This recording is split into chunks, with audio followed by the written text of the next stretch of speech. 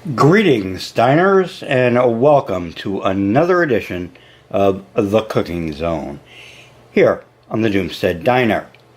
And today, for lunch, we are having a hamburger. Well, no, it's a Salisbury steak. It's a hamburger without the bun, because I like hamburgers without the bun. And when I was a kid, a steak was already one of my favorite foods. Basically, as long as I can remember, steak has been my favorite foods. And so in those early years of TV dinners, Swanson, one of the TV dinners they produced was Salisbury Steak. And so, my mom bought it, and I had one of them, and she opened it up and heated it up in the oven. We didn't have microwaves back then. And I said, Mom, this isn't a steak, it's hamburger. And so it is. It's ground beef, those things. And they're not too bad, but, as frozen foods go, especially frozen foods of that era. So, I ate Salisbury steak on any number of occasions. So we're making a Salisbury steak today. I'm not going to call it a hamburger anymore. It's demeaning to the food. Okay, the first thing that we got to do, we've got our patty of ground beef, or our ball of ground beef, actually, in this situation. We want to make a nice patty out of it. So what we're going to do is we're going to use a Salisbury steak press. It's a hamburger press, okay? And that'll squish it down and hopefully make a really nice, round, and well compressed burger, or steaker, or something. Okay, let me move my Alaska advertisement out of the way and give it a press. Yeah. Okay. Let's see how it came out on this round. Oh, that's pretty good. That's looking good right out of the box. Sometimes I have to press twice or even 3 times to get a nice patty. But this time, it's really nice right on the first try, which is good. Okay. And now this patty is going to go off, and I got to switch up my apparatus here because I'm doing this one again as a bug out special on the electric cooking apparatus over here. It's got to move, and it's got to move out of the way. So we'll be back in a couple of minutes starting up the cook of the Salisbury steak. Okay? See you then. All right, we are back now and ready to cook up the Salisbury steak lunch. And you can imagine, if you will, as I do, that there's just been an earthquake or a wildfire, which we are also subject to where I live here. And my digs have either collapsed or burned down. And I am now living in my bug-out machine, Savannah, with my cripple helper as well. Her digs also burned down or were collapsed. And it's a little tight for, 2 people, an old man and a really cute young girl, but we're making it work. Okay. So we want to eat well. We're in a campsite, one of the many campsites around here that have electric power, and we're going to make a Salisbury steak lunch to eat. So we're eating nutritious food, good meat, not green slime from McDonald's and so forth. So what's going to go in or on our Salisbury steak?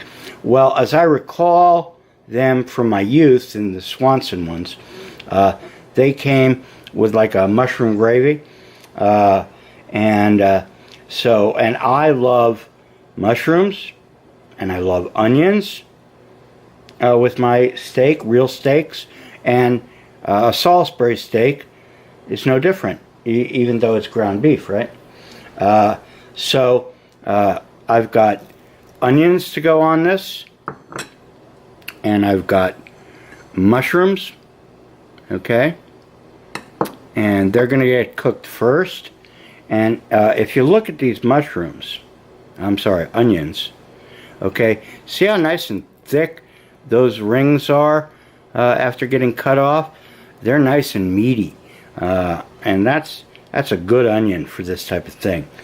Sometimes the onions have skinny rings, and those aren't so good. Not for this type of thing. Okay, so the onions go on first, okay, and you don't want this too hot, so I have it at a fairly low temperature right now. Let's see where we're at. 329, okay? Can you see that?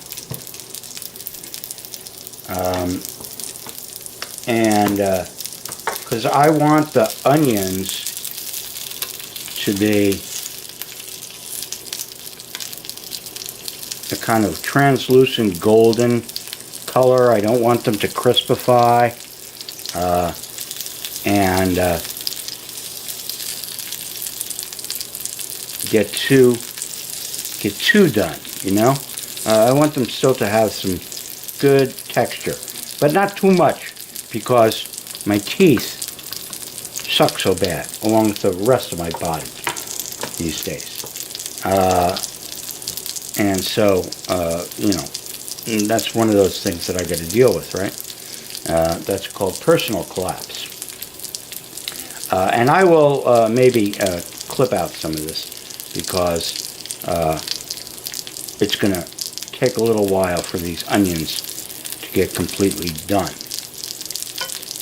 And what will go in after the onions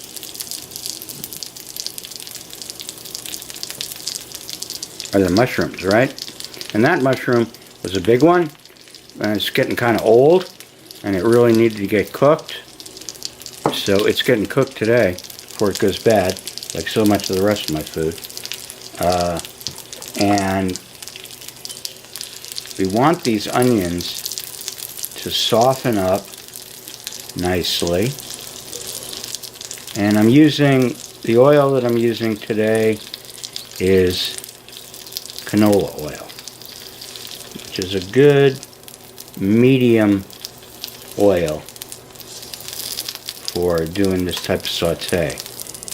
You don't need a really hot cooking oil for this. You know, hot smoke point. A medium smoke point is fine. And canola oil comes in at a pretty decent price, usually speaking. Alright. The onions are moving along, and I'm going to go ahead and add the mushrooms.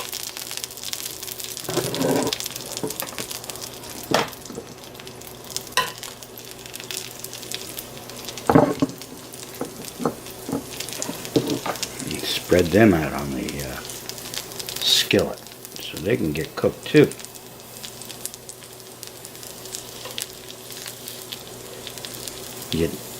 My mushrooms, I like them to get nice and browned, and both sides, and done so that they shrink down in size, and most of the liquid comes out of them, either steams out or, you know, comes out into the mix, and we get a nice meaty mushroom out of it. And let's see where our temperature is at, because we are going really slow here. No wonder.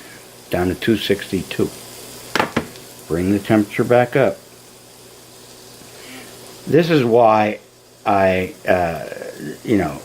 main deficiency of cooking on electric apparatus as opposed to gas, either your propane stove from your camping gear, or a natural gas stove like I got over there, or even the open flame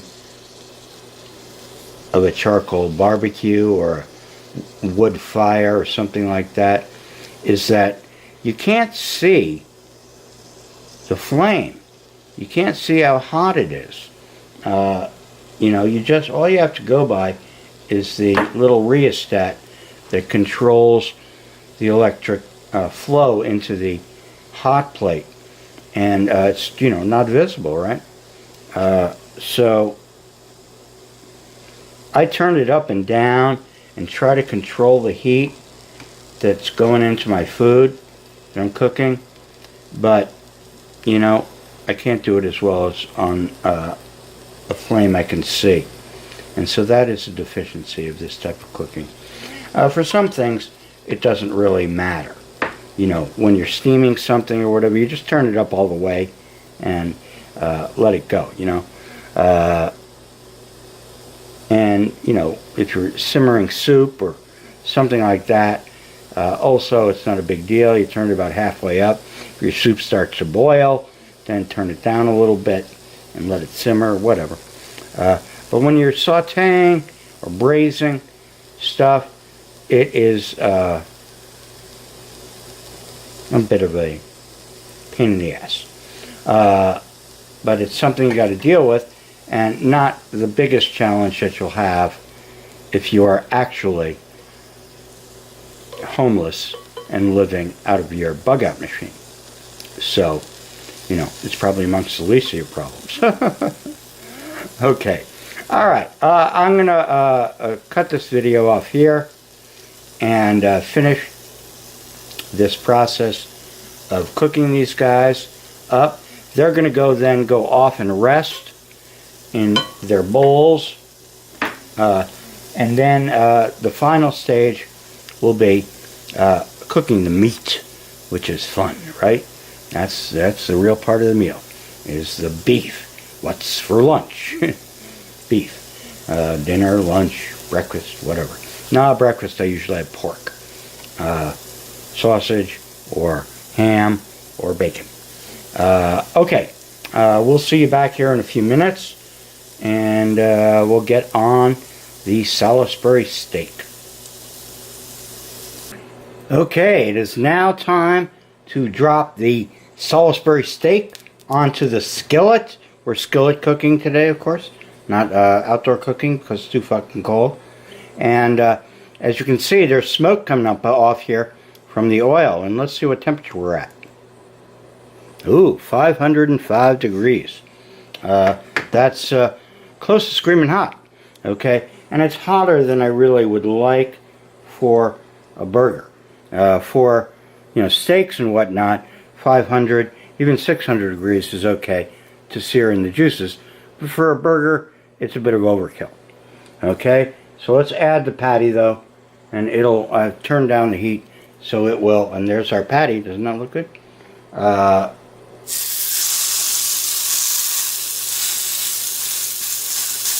It will calm down here in a little bit.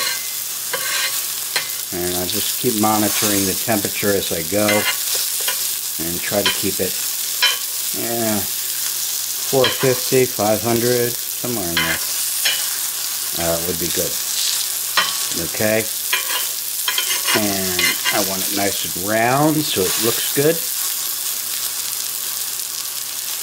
And it's not going to take too long because I like my meat rare, okay, even almost raw inside. And now I'm going to do that basically by time and by observing how much brown has moved up into the meat, and then I'll flip it, But if you were really anal about it, you could use a meat thermometer, one of these guys, okay? And then you would shove it into the middle of the meat, see what the temperature is at, and, you know, if you like a medium, you're probably at 140, 150 degrees in the interior, that's Fahrenheit, and whatnot. So, you know, that depends on how you like it. You can look up on the internet what the interior temperature of meat should be if you're for various degrees of doneness, whatever you like, you know. It's up to you on that score. But like I said, I like it pretty rare. Okay, well, I'm browning up pretty well there, and my temperature now is cooled down too much. We're down to 370. Let's go back up. That's a pain in the neck. Flip it over. It looks pretty good though. Got our brown crispy and whatnot, and it's still pink to red on the inside. So we're doing pretty good. And what I'm going to do now is add back the mushrooms. What's that? Spoon. It's always a difficult procedure for me.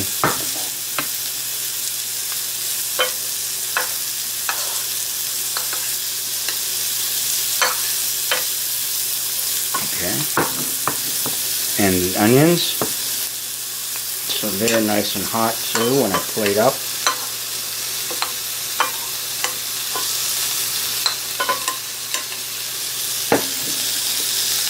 Okay. And that's basically all there is to the cook. We got about another minute maybe. And then I'm going to get it off and onto a plate. Now, the old Salisbury Steak dinners from Swanson came with, I think, a mushroom gravy, although, you know, there weren't too many mushrooms in there.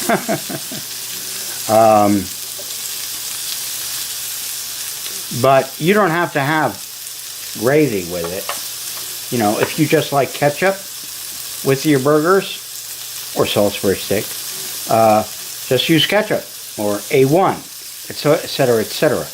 I've got a few favorite sauces and dipping things that I like for meat, and I'll be using them in this when I plate up, so you'll see them then. And I'm going to cut off here and get this sucker on the plate. Alright, back when we plate up. Okay, we are plated up and ready to eat our Salisbury steak for today. And it's got onions, mushrooms, and I'm going to add to it as I eat my favorite sauces for meats. Worcestershire sauce, okay, some Chinese dumpling sauce, okay, people don't usually use that on meat, but it is very good, and French dip, okay, Johnny's, and I'll put those in a little bowls and dip into them as I eat the meat, okay, and now the other thing we have to examine here, and you see how nice and juicy that is. Is that nice? Look at that juice just flowing out. That's because the juices were sealed in at the beginning, right? Now we got to see how the interior is done. Is it going to be done to my liking? Too done? Underdone? Whatever. Well, it's hard for it to be underdone because I like it really rare.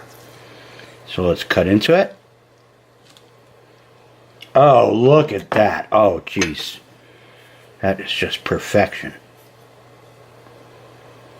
Here, you gotta have a look. Look at that.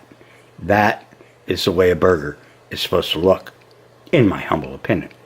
Okay? You cook yours the way you like it, okay? Alright, now let's take a bite. I'm going to do a bite without sauce here for the show, because I don't want to set up the bowls and everything. I want to get this done with, and so I can eat this thing. And I'll tell you how it is.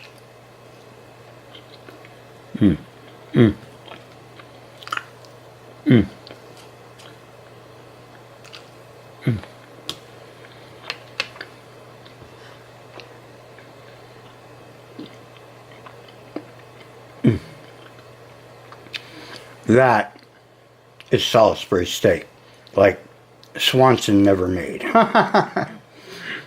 Okay, I'm going to eat the rest of it, or as much as I can, and that's all the doom. This time until next time, here on the cooking zone of the Doomstead Diner. And we'll see you next time. See you later, folks.